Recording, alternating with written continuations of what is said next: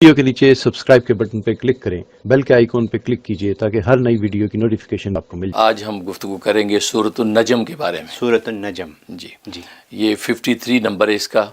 तदवीन के एतबार से यानी कुरान करीम में इसका नंबर 53 है जी, लेकिन नुज़ूल के एतबार से इसका 23 नंबर है, 23वां। अच्छा, शुरू की आयत है। हाँ, लेकिन तदवीन में देर में बिल्कुल जी। और ये मक्की सूरत है, हिजरत मदीना से पहले नाजिल हुई है जी। और इसकी 62 आयात हैं, 62 आयात हैं।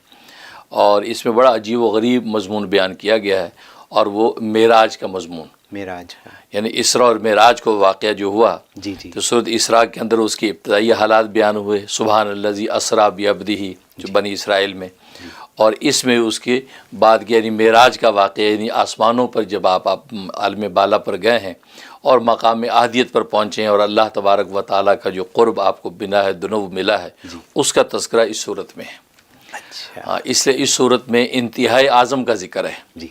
इंतहाई आज़म का मतलब यह है कि गोया कि वो उरूज और कमाल की इंतहा थी है कि मकाम अहदियत के ऊपर कोई मकाम नहीं है कि उस इंतहाई आज़म पर आप पहुँचे। और ये सर की आँखों के साथ, दिल की आँखों के साथ अल्लाह तबारक व तआला का आपने दीदार किया। ये सूरत नजम में ये हकीकत बयान की गई है। और ये बात वाज़े की गई कि भाई ये कुरान करीम सच्चा कलाम है जो सरकार दो आलम सल्लल्लाहु अलैहि वसल्लम पेश कर रहे हैं, इसलिए कि ये वो पैगंबर जो मकाम आहदियत पर पहुंचा, जहाँ समदियत और आबदियत दोनों करीब करीब हो गए जी। और इतने करीब हो गए कि उसको उसमें ज़िक्र किया सुमा दना फ़तदल्ला, कि और करीब हुआ और झुक गया, फ़काना काब कौसैन औ अदना, यहाँ तक कि दो तीर कमान का फासला बाकी रह गया, बल्कि तीर कमान से भी ज़्यादा करीब। या काबा का लफ्ज़ इस्तेमाल किया। काबा असल में कहते हैं कि वो तीर कमान जो होती है जी, उसकी जो डोर होती है जी, उसको कहते हैं काबा। अच्छा, ज़माना जाहिलियत में अरबों के अंदर ये एक रिवाज था, अरब जब आपस में एक दूसरे से क़ुर्बत और जब वो करीबी या दोस्ती का इजहार करते थे तो वो आपस में कमाने मिलाते थे, जैसे हाथ पे हाथ मारते हैं या हाथ मिला देते हैं, एक दोस्ती का इजहार, कुर्बत का इजहार करते हैं। ऐसे उनका रिवाज था कि कमाने आपस में मिलाते थे, हथियार मिला लेते, हथियार, वो हथियार की वो साइड तीर कमान की जो डोर वाली है, तो डोरें आपस में मिला लेते और लकड़ी का हिस्सा उनकी तरफ होता था, यूं मिला लेते थे आपस में। तो डोरें जब आपस में मिल गई, इसका मतलब है यकजहती और इत्तिहाद का इजहार हो गया, दोस्ती होगी, हम एक दूसरे के करीब हैं, ये करते थे। अच्छा, जब वो डोरें मिलती हैं तो दोनों आदमियों में फासला कितना रह जाता है? इतना रह जाता है जितना वो कमान का बीच में होता है, और तकरीबन वो एक हाथ होता है वो फासला। एक हाथ हमारी कमान, एक हाथ उसकी कमान, तो कहा कि 2 हाथ का फासला। तो इतने करीब हो गया कि सिर्फ 2 हाथ का फासला हमारा रह गया, अब हमारी कुर्बत बहुत करीब हो गई है, ये इजहार करते थे। तो अल्लाह तबारक व तआला ने यही उन्वान अरबों को समझाने के लिए, ज़ाहिर है वहाँ का मुआशरा इस हकीकत को समझता था, तो फरमाया कि ये बंदा यानी सरकार दो आलम सल्लल्लाहु अलैहि वसल्लम, ये मकाम अबदियत जो इनको मिला, ये आबिद अपने उस माबूद के इतना करीब हो गया था कि जैसे ये 2 तीर कमान का फासला है, बल्कि औ अदना, बल्कि उससे भी ज़्यादा, उससे भी ज़्यादा, क्योंकि आप लोग तो हिस्सी तौर पे करीब हैं, तो वहाँ तो कल्बी तौर पे, रूहानी और ईमानी तौर पे क़ुर्बत है जो इस हिस्सी तौर की क़ुर्बत से ज़्यादा बढ़ गई, इतने करीब हो गए। और फिर फरमाया फ़अौहा इला अब्दी मा औहा, अल्लाह ने फिर जो वही की अपने बंदे को, वो वही की बस जो की, यानी उसको बताया नहीं, यानी उस अज़मत शान की वजह से कि अब बंदा और खुदा में क्या राज़ो नियाज हुआ, तो अल्लाह ने उसको डिक्लेयर नहीं किया कि बस आपस में राज़ो नियाज हुआ इतनी क़ुर्बत के अंदर।